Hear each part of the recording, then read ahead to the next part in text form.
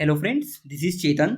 बहुत दिनों से इसे कयास लगाए जा रहे थे कि रशिया न्यूक्लियर ट्रीटी से अपने आप को अलग करने वाला है, लेकिन फाइनली ये बात सच हो गई क्योंकि रशिया ने अपने आप को इस ट्रीटी से अलग कर लिया। आप देख सकते हैं, ये हिंदुस्तान टाइम्स की न्यूज है कि Russia move to revoke nuclear test ban treaty. और सबसे इंटरेस्टिंग बात क्या है पता है? जब रशिया इस ट्रीटी से अलग हुआ तो उसने इसके लिए अमेरिका को रिस्पॉन्सिबल माना। इसके लिए रशिया ने ये कहा कि हमारा ये कदम संयुक्त राज्य अमेरिका को एक जवाब है, क्योंकि अमेरिका वैश्विक सुरक्षा बनाने में नाकाम रहा। रशिया के इस कदम पर जो आर्म कंट्रोल एक्सपर्ट हैं, वो काफी कंसर्न एक्सप्रेस कर रहे हैं, क्योंकि उनका मानना ये है कि कहीं फिर से दुनिया आर्म रेस के युग में ना प्रवेश कर जाए। फ्रेंड्स, समझने का प्रयास करेंगे कि रशिया इस ट्रीटी से क्यों बाहर हुआ और उसने अपने इस कदम के लिए अमेरिका को क्यों जिम्मेदार ठहराया। लेकिन इससे पहले हम ये समझते हैं कि ये न्यूक्लियर टेस्ट बैन ट्रीटी आखिर है क्या। फ्रेंड्स, प्यार से इसे CTBT कहते हैं, यानी इसका फुल फॉर्म है comprehensive nuclear test ban treaty. लेकिन आपके माइंड में एक क्वेश्चन रेज हो रहा होगा कि आखिर इस ट्रीटी को लाया क्यों गया था। फ्रेंड्स, आप सभी को पता होगा कि जैसे ही द्वितीय विश्व युद्ध खत्म हुआ,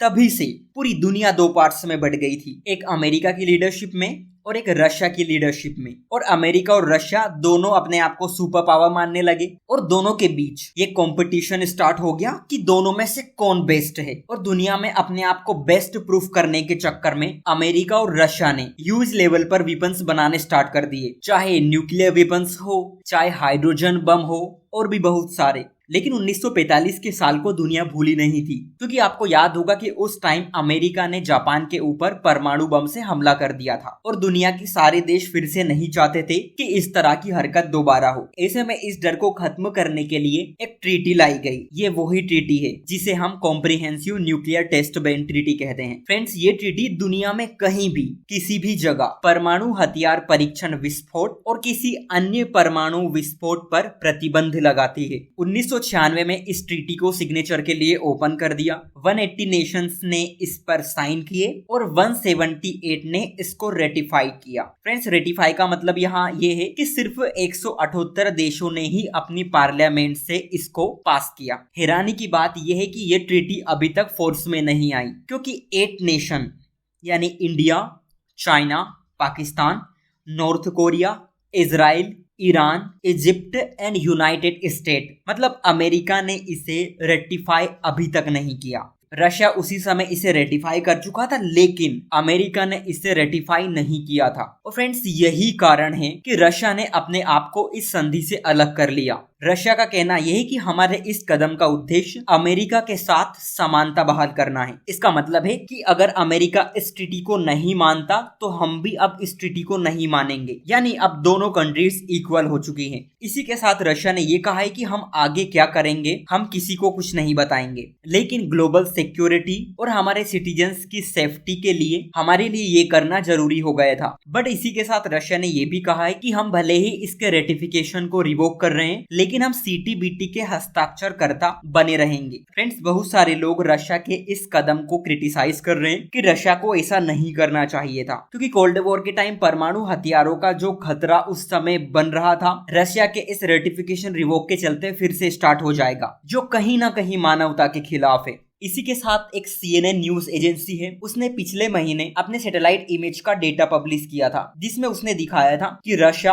अमेरिका और चीन, इन तीनों ने ही रिसेंट टाइम में अपने यहाँ न्यूक्लियर टेस्ट साइट की न्यू फैसिलिटीज बिल्ट की हैं। फ्रेंड्स, ये बात और भी डरावनी है, क्योंकि शायद दुनिया फिर से आर्म रेस की तरफ जा रही है, हथियारों की दौड़ की तरफ बढ़ रही है। वैसे आप रशिया का स्टैंड देखेंगे तो रशिया का कहना भी सही है, क्योंकि उनका मानना यह है कि इस दिशा में आप जितने प्रयास करेंगे उतने ही रशिया करेगा। और रूस ने कोई अपने जो न्यूक्लियर प्रिंसिपल है वो नहीं बदले हैं। रूस का सीधा ऐसा मानना है कि अगर उस पर कोई पहले हमला करता है, केवल तभी वहां परमाणु हथियारों से हमले करने का आदेश देगा। ऐसे में दुनिया को कोई चिंता करने की बात नहीं। फ्रेंड्स, आपको ये तो पता चल गया कि रशिया ने इसे रिवोक क्यों किया, लेकिन आपके माइंड में क्वेश्चन रेज हो रहा होगा कि इस ट्रीटी से आखिर दुनिया को मिला क्या? क्या इस ट्रीटी के बाद परमाणु परीक्षण रोक दिए गए थे? फ्रेंड्स, आपको हैरानी होगी कि CTBT के बाद से अब तक 10 परमाणु परीक्षण हो चुके हैं। आपको याद होगा 1998 में भारत ने 2 परमाणु परीक्षण किए थे, फिर 1998 में ही पाकिस्तान ने भी 2 परमाणु परीक्षण किए थे।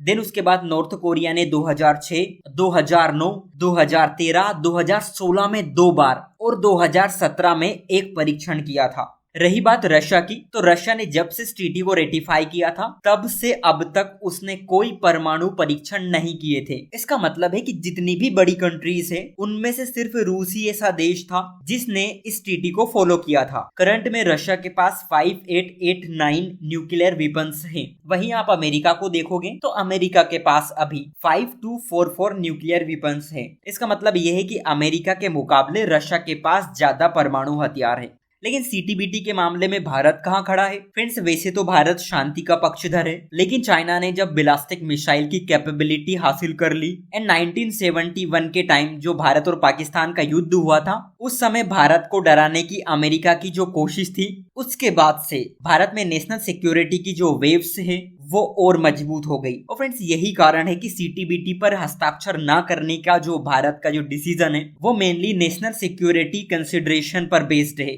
क्योंकि भारत के पड़ोसी देश चाइना और पाकिस्तान दोनों के पास परमाणु हथियार है। ऐसे में भारत के लिए सुरक्षा खतरा और बढ़ जाता है। फ्रेंड्स, भारत को ये भी लगता है कि सीटीबीटी पर जो सिग्नेचर करने से उसकी नेशनल सिक्योरिटी और स्ट्रेटेजिक ऑटोनॉमी कमजोर हो जाएगी, और भारत नहीं चाहता था कि भारत की जो परमाणु परीक्षण की जो क्षमता है वो कहीं भी और किसी भी तरह से कमजोर हो। और जैसा कि आपको पता है कि इस ट्रीटी पर अमेरिका, चाइना और पाकिस्तान इन कंट्रीज ने भी सिग्नेचर और रेटिफिकेशन नहीं किया, तो भारत क्यों करे? और फ्रेंड्स, कहीं ना कहीं ये सभी चीजें रशिया के माइंड में भी चल रही होगी कि जब अमेरिका ने इसे रेटिफाई नहीं किया तो रशिया इन चीजों में क्यों पीछे रहे। और रिसेंट के एग्जांपल आपको याद भी होंगे, जब रशिया यूक्रेन वॉर चल रही थी जो कि अभी भी कंटिन्यू है, वेस्टर्न कंट्रीज ने रशिया को पूरी तरह से दबाने की कोशिश की, और शायद यही वजह है जिसके चलते रशिया इस ट्रीटी से बाहर निकला। बट आगे देखना ये दिलचस्प होगा कि क्या रशिया आने वाले समय में परमाणु परीक्षण करेगा, और अगर करेगा तो इस पर जो पूरी दुनिया है वो क्या रिएक्ट करेगी।